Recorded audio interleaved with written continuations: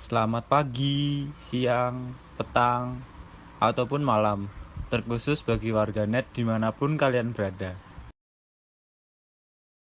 Selamat datang dalam edisi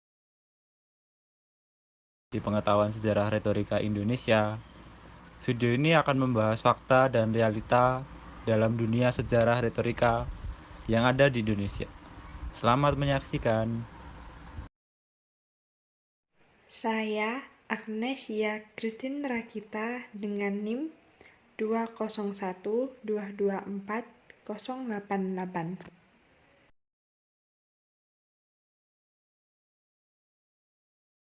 Saya Bonaventura Aldistra dengan NIM 201224066.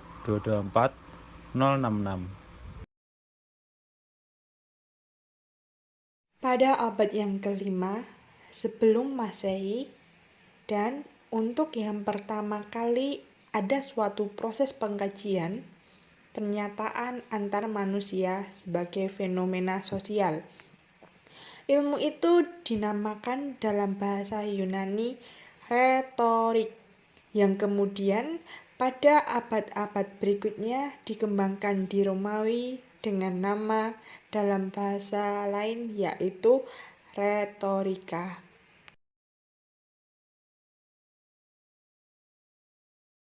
Sejarah perkembangan retorika di Indonesia tidak terlepas dari sejarah Indonesia itu sendiri. Sejak abad ke-16, masa penjajahan Belanda, terdapat tokoh-tokoh retorika Indonesia yang menjadi delegasi-delegasi pada konferensi. Sebagai wakil Indonesia, tentu saja delegasi itu memiliki kemampuan berunding. Disitulah ilmu retorika terpakai.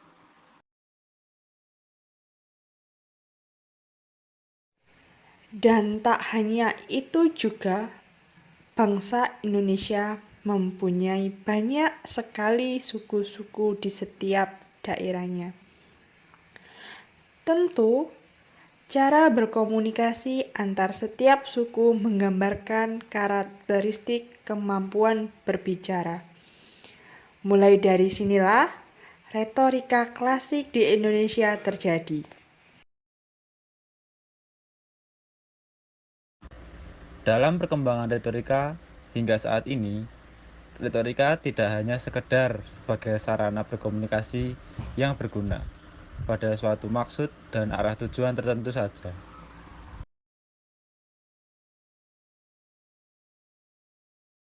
Tidak bisa dipungkiri lagi, ilmu yang dikembangkan oleh filsuf terkenal di masa Yunani ini telah menjadi dasar sebagai profesi hingga menjadi syarat utama sebagai pemimpin untuk berperan sebagai orator, moderator, jaksa agung, juru bicara, pembawa acara, presenter, dan lain sebagainya.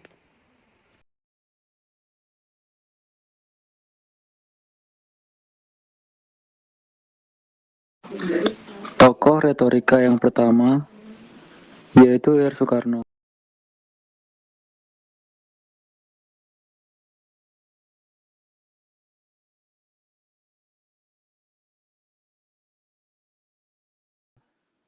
R. Soekarno adalah presiden yang pertama di Republik Indonesia. Beliau merupakan salah satu tokoh yang memiliki kemampuan retorika yang luar biasa. Dalam setiap orasinya, Soekarno mampu menghipnotis ribuan bahkan jutaan khalayak yang mendengarkan baik dalam forum nasional maupun forum internasional. Bahkan hingga masa ini. Penggalan singkat dari pidato dan orasi dari Soekarno di masa lalu masih bisa membakar semangat nasionalisme rakyat Indonesia. Soekarno juga menguasai banyak bahasa dunia, kaya akan kosakata, dan senang menambah metafora yang relevan dalam setiap orasinya. Tokoh retorika yang kedua yaitu Bung Tomo.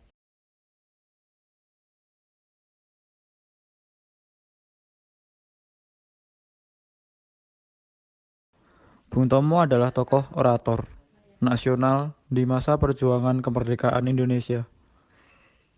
Bung Tomo adalah tokoh pemimpin dan orator ulung atau seorang pembicara yang mempunyai kepandaian berpidato pada kesuksesan peristiwa 10 November yang banyak membakar semangat nasionalisme dalam usaha mempertahankan kemerdekaan. Bung Tomo dikenang karena seru-seruan pembukanya di dalam siaran-siaran radio yang penuh dengan emosi dan semangat juang melalui ketajaman kata-katanya. Tokoh retorika yang ketiga yaitu Buya Hamka.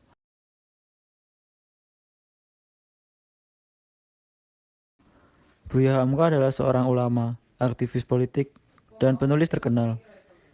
Kemampuan menulis yang didapatnya secara otodidak tidak telah mengharumkan nama sampai dunia internasional. Kemampuan otodidaknya tidak hanya di bidang menulis, tetapi di berbagai bidang lain seperti filsafat, sejarah, sosial, dan politik. Untuk mengasah kemampuan berpidato, beliau bertukar pikiran dengan H.O.S. Cokroaminoto dan Raden Mas Surjopranoto. Tokoh retorika yang keempat yaitu Haji Agus Salim.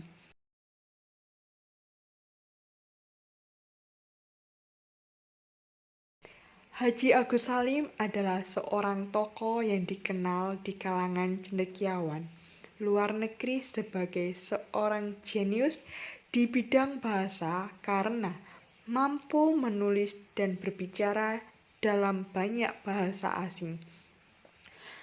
Meskipun mahir dalam bahasa asing, Haji Agus Salim menunjukkan kecintaannya terhadap bahasa Indonesia dalam sidang Dewan Rakyat sehingga mampu menggegerkan Belanda. Selanjutnya, tokoh retorika yang kelima yaitu Ridwan Kamil.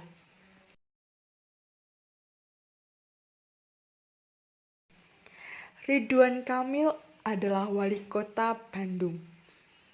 Beliau sangat pandai dalam ilmu berbicara dan berkomunikasi. Dalam setiap pertemuan dan orasinya terhadap masyarakat, selalu dapat memotivasi masyarakat untuk dapat saling membantu memajukan kota Bandung. Terbukti dengan semangat kepemimpinannya kini, kota Bandung menjadi kota yang lebih bersih, lebih berbudaya, dan indah, dan mampu bersaing dengan kota-kota lain di Indonesia. Tokoh retorika yang keenam ialah Mustika Rantogulo ST.MSI.